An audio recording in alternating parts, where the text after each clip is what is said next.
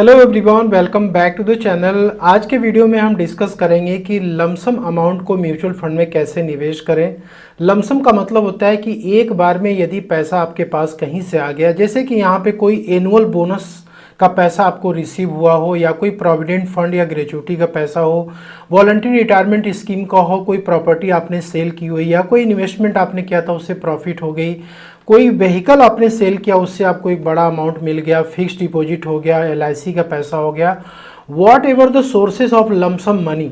पैसा आपके पास जहाँ से भी आया है, एक बार में आपके पास पैसा पड़ा हुआ और आप उसको म्यूचुअल फंड में डालना चाहते हैं, तो आपके लिए एक सही स्ट्रेटजी क्या हो सकती है, इस वीडियो में हम समझने वाले हैं। देखिए, प्रॉब्लम क्या होती है, एक बार में यदि आप लमसम पैसा म्यूचुअल फंड में डालते हैं तो उसमें दिक्कत क्या आती है, इसको सबसे पहले आपको समझना है। जैसे मान लो कि आपके पास लमसम 1 लाख रुपीज़ पड़ा हुआ है और मार्केट उस टाइम पे ऑल टाइम हाई पे चल रहा है, ठीक है, और उस टाइम पे जब आप किसी म्यूचुअल फंड की स्कीम में आप पैसे डालने जा रहे हो 1 लाख रुपीज़, और उस टाइम पे एनएवी चल रहा है 75 रुपीज़ की।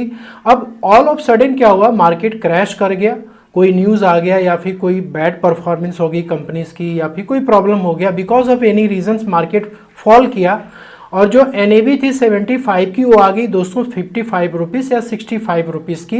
अभी जो 1 लाख रुपीज़ आपने डाला था एक ही एनएवी पे, उसकी वैल्यू आ गई 80,000 रुपीज़ या फिर 75,000 रुपीज़। अब वहाँ पे क्या हुआ, आप पैनिक में आकर के डरने लगते हो, वहाँ पे आप डिसीजन नहीं ले पाते हो कि यहाँ से निकलूँ या फिर बना रहूँ। तो उसके लिए एक सही तरीका होता है सिस्टमेटिक ट्रांसफ़र प्लान का। अब सिस्टमेटिक ट्रांसफ़र प्लान को आप समझिए।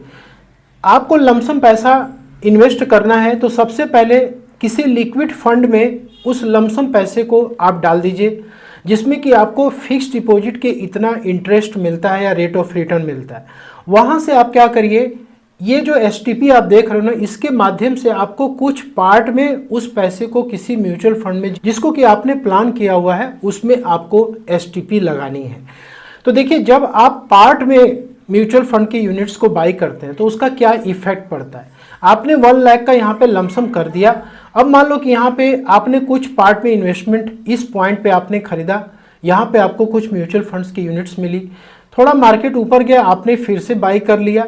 यहाँ पे जब आप एसटीपी लगाते हो ना तो ये सब कुछ ऑटोमेटिक होता है। आपने 6 मंथ्स का लगा दिया कि हमें 15,000 रुपीज़ पर मंथ निवेश करना है, तो उसके अकॉर्डिंग ऑटोमेटिक आपका उस डेट को ये एसटीपी के थ्रू लिक्विड फंड से पैसा ट्रांसफर होकर के इक्विटी में चला जाएगा, ठीक है। अब मार्केट हाई पे है, यहाँ पे आप यूनिट्स कम बाई करोगे, फिर से मार्केट नीचे आया, फिर आप यूनिट्स ज़्यादा खरीदोगे, फिर मार्केट इसके नीचे आता है, फिर आप यूनिट्स ज़्यादा खरीदोगे, मार्केट लो पे चला गया, आप और ज़्यादा यूनिट्स खरीदोगे।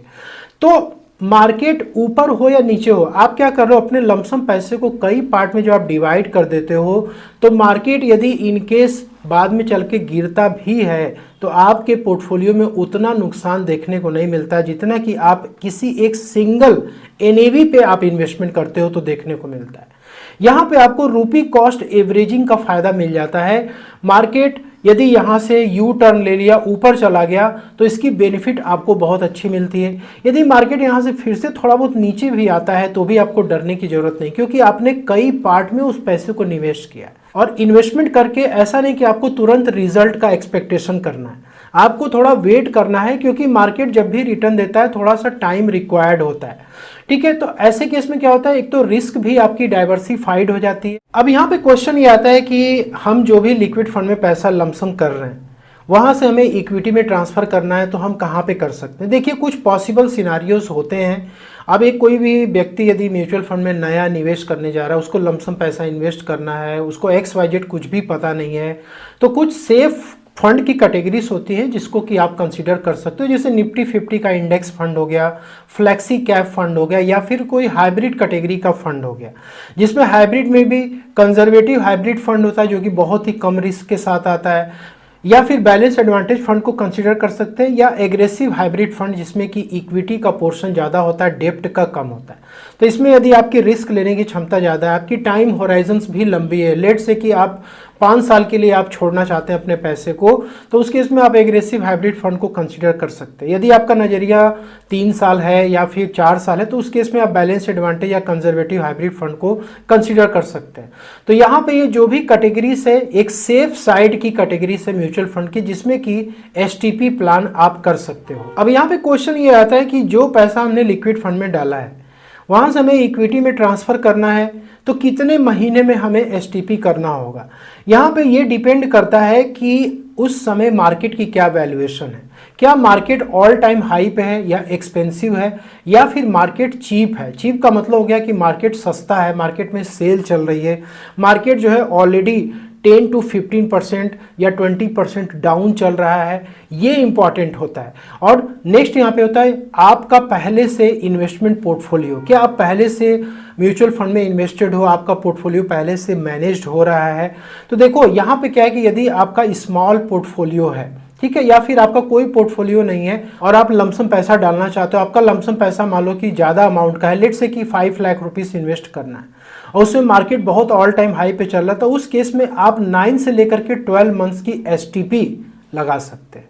यहाँ पे कि यदि आपका पोर्टफोलियो पहले से ही बहुत ज़्यादा बड़ा है, लेट से कि 50 लाख का पोर्टफोलियो आप मैनेज कर रहे हो और आपको 5 लाख रुपीस लमसम करना है, तो यहाँ पे 3 से लेकर 6 मंथ्स का एसटीपी लगाया जा सकता है। अब मार्केट मान लो कि ऑलरेडी सस्ता हो चुका है, अब आपका जो है पोर्टफोलियो बहुत ही छोटा है या फिर बहुत ना के बराबर है, तो ऐसे केस में आपको पैसा लगाना है, 5 लाख रुपीस इन्वेस्टमेंट करना है, 3 से लेकर 6 मंथ्स का यहाँ पे टाइम होराइजन से लेकर के आप एसटीपी लगा सकते हो।